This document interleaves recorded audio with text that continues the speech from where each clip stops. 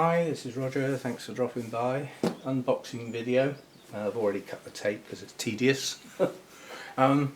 Just wanted to show you this before I do. This is the dried off cocoa husk.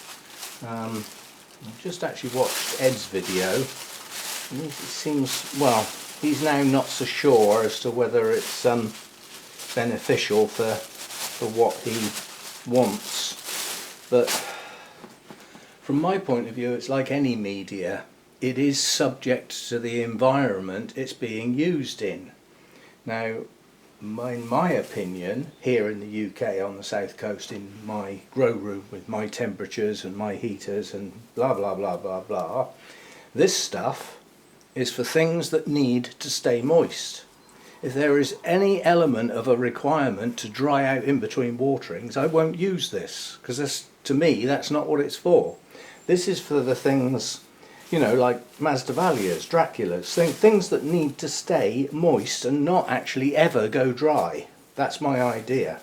And I class Oncidiums in active growth to be in that category, but perhaps not when they're not in active growth. So there is a little bit of a conflict.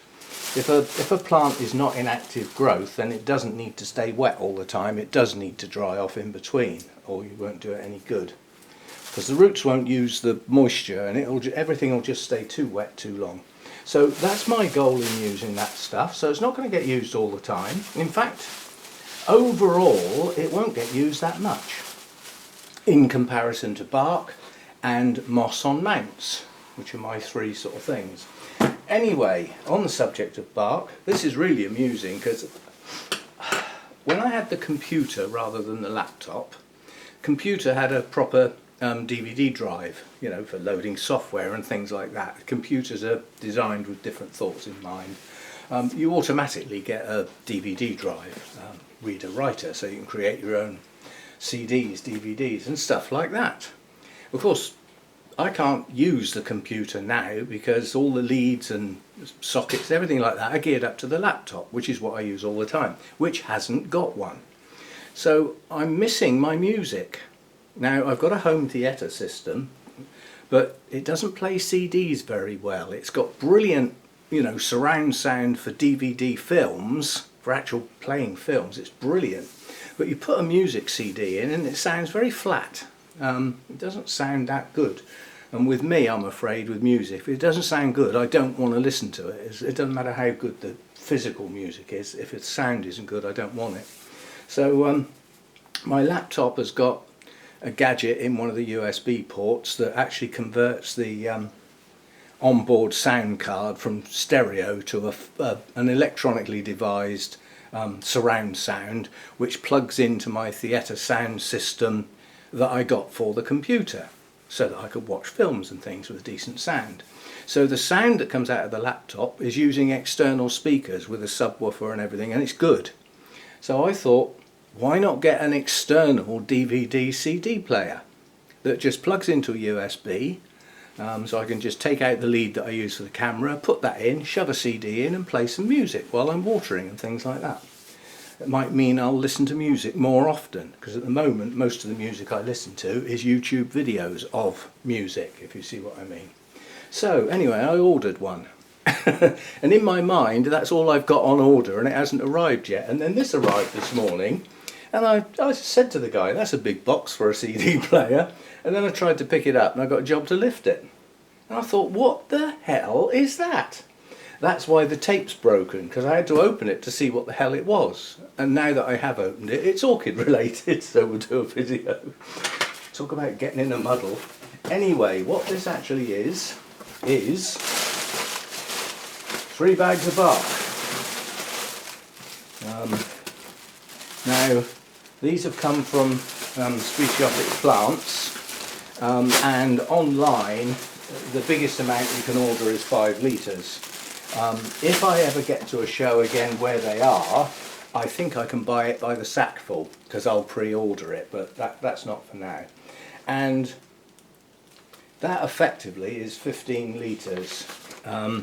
It's quite a large amount for a size of bark that, strictly speaking, I only use for crocking and the likes of the cattleyas and things in the holy clay pots. So I don't think it was an excessive price. The postage for one bag was a bit steep, but subsequent bags the postage was really cheap for each additional one, which is why I got 3, you know, while we're at it. But I'm interested to see what this really is like. I seem to remember seeing some of this in an open bag at the Welsh show, which is the only place I've ever been where those good people have actually attended, so I actually met them. Oh my! Look at the size of that. That is brilliant. That's rock hard, and it is rock hard. It's dry. That's good stuff. That is good stuff. Providing there's no treatment that's been applied to it that will leach out, which I doubt very much. That is good stuff. I mean, you can see the physical size of these pieces. They do range, you know, I mean, I could find, let's see if I can find the biggest piece I can see on the top here. Something like that, down to that. But, you know, I mean, that's 1.25 inches in length. It doesn't appear to be dusty. I'm pleased with that. That's good stuff, and that is the stuff that my Renantheras would do great in that. Absolutely brilliant. So it would hold some moisture, so it would, you know, bare-rooted plants, you water them and in an hour they're dry, which this time of year doesn't matter, but in the summer it does. They're staying dry longer than they should do. And things like the Renantheras, they're vandaceous, but they like to stay a bit moister than your average bare-rooted vanda. So they need to hold on to some moisture a bit longer, especially when they're younger. So I've got mine in pots, but they're not in my opinion, small enough bark. I did think about using lava rock, but they can come out of whatever they're in now, in the spring when they come back into growth, and go in that, because that is a good size. You know, there's as much air there as there is material when that's in a pot. So, yeah, well pleased with that. Despite not being able to work out what the hell was in the box, that had completely left my mind that I'd even ordered this. I've just completely forgotten. So 3 bags of that to go out in the hall for future use. I keep my media out in the hall up against the radiator in the main so that it never gets damp. It's always dry, and that's where this will go. I've still got one more bag of this drying off. It's nearly dry, but I split it up into 3 bags, and I've been drying them off one at a time basically. So I've used some obviously, and I've just got one to go now. And when that one's dry, this can be put to one side for future use. So yeah, I'm pleased with that. Well pleased with that. So. That's it. It's just some more materials. You know, a lot of this is being built up ready for what will probably be a much bigger continuous session come the spring, you know, late February into March time. Day length's getting longer, bit of temperature, a bit more sun, maybe, and things will start coming back into growth. And it's a good time to repot the sort of things that they're not due for a repot just yet. But if I leave them again another year, it's too long.